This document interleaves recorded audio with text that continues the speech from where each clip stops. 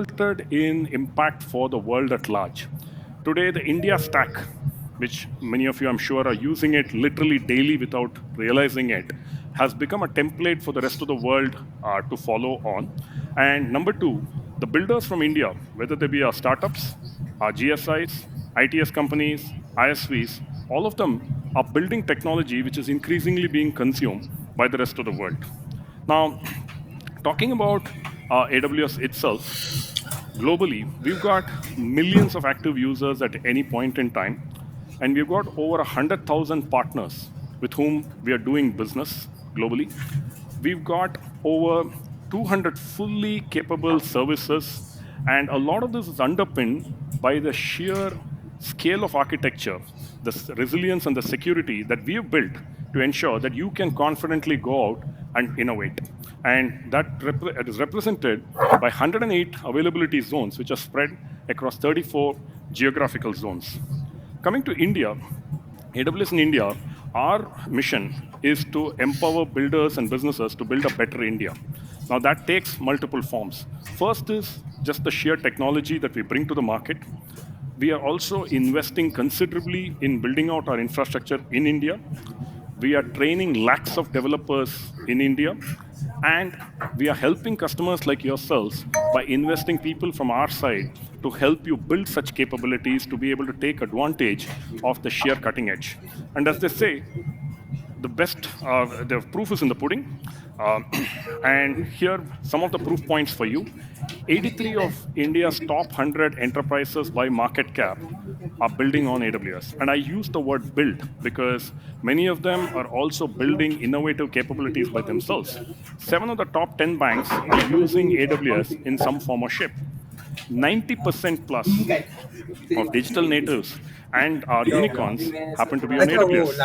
And over 40,000 SMBs are transforming their businesses with the help of AWS. And in terms of the investment we are doing in India, we've already invested $3.7 billion to date in our infrastructure. By 2030, we'll be investing another 12.7 incremental billions of dollars. And this has helped to fuel almost 132,000 jobs in the country by 2030. And by 2030, we will have influenced 2 lakh crores, or that's nearly $23 billion of GDP impact for the country. And that's something we are super proud of. And thanks to the support that we've got from all of you, today, there's hardly anything that a person does in the course of their day when they do not touch AWS in some form or shape. So for those of you who are familiar with Hindi, um, we are there in the form of roti, kapda, or makan. Roti, because the food industry, kapda, the retail clothing industry, and makan in terms of housing finance, and so on. We are also present in the health and wealth of India. So whether you're talking about startups like Healthify, or you're talking about established companies like Dr. Reddy's Labs, or on the wealth side, you're talking about ubiquitous Paytm, or you're talking about established banks. We are there everywhere. We are absolutely thrilled to be part of India's Make in India drive. So whether you look at some of the strategic names like Mahindra, whether it is Tata Steel, whether it's Maruti Suzuki, they're all building and developing innovative capabilities on top of AWS.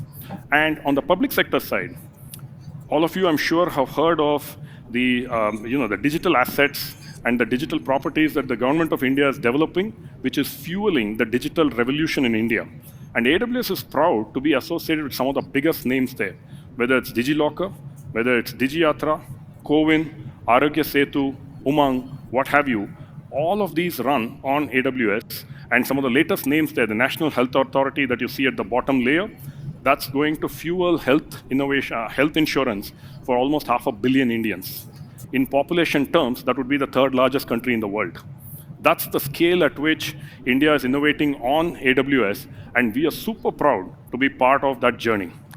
In financial services, we are there in just about every aspect of financial services that you can think of, whether it's banking, whether it's insurance, whether it's capital markets, whether it's payments, or whether it's NBFCs. Any of you who have bought anything with a UPI device, with a UPI application, and you see that sound box speaking out in the retail outlet saying, 170 rupai प्राप्त हुए, that is happening thanks to IoT technology from AWS in all likelihood. So that's the scale at which we are operating, and we take this responsibility extremely seriously as Amazon, because we recognize that we are becoming increasingly integral to the way India itself functions and operates. Now, coming to the startups, today over 80% of startup unicorns run on AWS, and 96% of AI/ML unicorn startups are on AWS. And it's not just the startups that we are working with, even established ISVs, independent software vendors, who have fueled India to being the third largest SaaS producer in the world. A bulk of them happen to be building on top and innovating on top of AWS. Now, moving on, coming to a little bit about what AWS has done with technology in recent times. Some of you would have attended re:Invent or seen it live or seen some of the recordings from re:Invent. Re:Invent, as the dictionary meaning of the word itself suggests, is to change something so drastically that it becomes, for all practical purposes, new. And every year, the launches that we have done at re:Invent have embodied this tenet. And last year, more so than any other year that I have seen in my 8 years here. So what did we do? We focused on how are we going to accelerate innovations for all classes of companies, all classes of use cases. And what we recognized, and particularly that this was true in the data and AI space, so I want to drill a little deeper in there.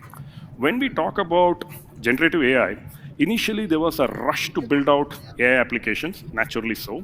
Now, organizations are increasingly recognizing that they need to have their data strategy, their data platforms correct before they can get the true value of their generative AI applications. So from AWS, what we have done is, we've not just looked at these two elements, we also recognize that all of you in this room who are developing applications, who are owning applications, who are the developers, you need to be a lot more comfortable consuming this technology. So we added to that the human element. And by that I mean, how do we make it a lot easier for you to build and consume these applications? And a lot of the re:Invent launches have been focused on how to solve for these problems. So when we drill down, we recognize 4 issues that we needed to help you all resolve. First is converging personas. People who are data wranglers have now started playing with data science. Data scientists are playing around a little bit with developing applications of their own, and so on. So personas are no longer Chinese walled from each other, which means the same person needs to be able to use tool sets which are across the entire data value chain. Barriers to AI in terms of having to know specific skills and underlying technology to be able to use it. How can we abstract away that concern? Third is the access to data. And last but not the least, to do all of this in a field where the ecosystem is developing so rapidly that the regulators are trying to catch up, and every day some new compliance regulation is coming up somewhere in the world. So in solving for all of these, we came up with 3 themes. How do we make it unified? Which means across personas, it becomes a lot easier to use technology. 2, how do we take away the underlying effort, making it effortless? And how do we deliver all of this for you with the best price performance possible? So whether you look at our launches on the data side, the database side, whether it's multi-regional databases and so on, or you look at on the analytics side, or you look at on the ML side, we have focused on how do we deliver value for you on each of these 3 dimensions. So if I were to take a couple of examples, on the database side, Aurora today, thanks to the re:Invent launches, supports DSQL, which means you can build distributed applications across regions. On the analytics side, with Zero ETL, for example, we're making it increasingly easy for you to be able to move data from your source systems into your data lakes and data warehouses without having to understand too much of the underlying complexity. On the machine learning and analytics sides, a couple of examples. One is SageMaker Studio. We have now made it a unified development environment all the way from data to analytics to ML to AI, so that you as users, you as developers, you get a unified experience. And with Nova, our latest launch, we are making multimodal generative AI come to life for you all.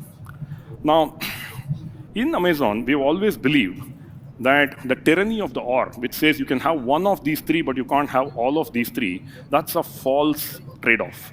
We've always endeavored to ensure that you can get the genius of and, which means can we deliver all of this for you at the same time so that you get the benefit of technology.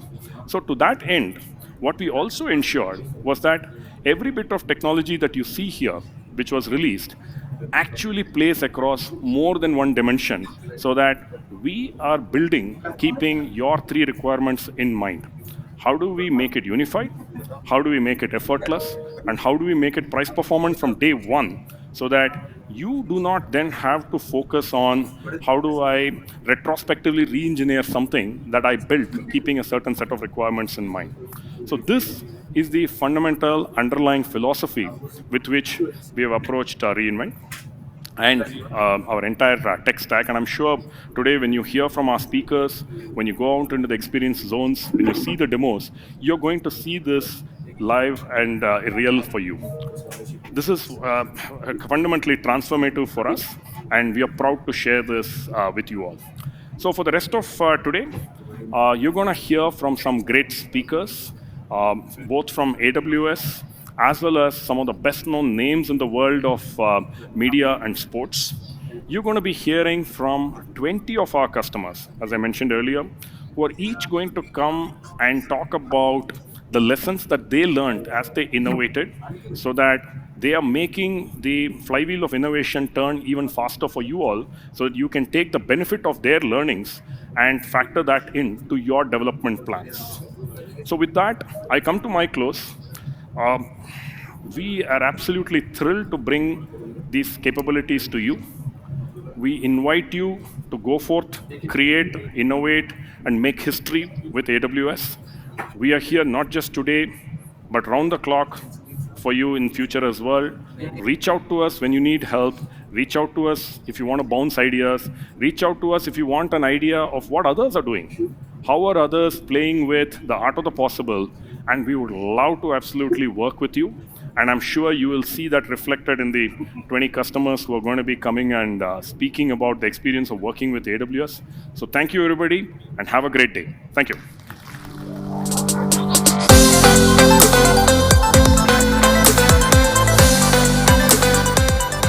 Thank you. Thank you very much, Sundar, for extending a warm welcome to our delegates and also for setting the tone for all that's in store at the summit. So thank you once again.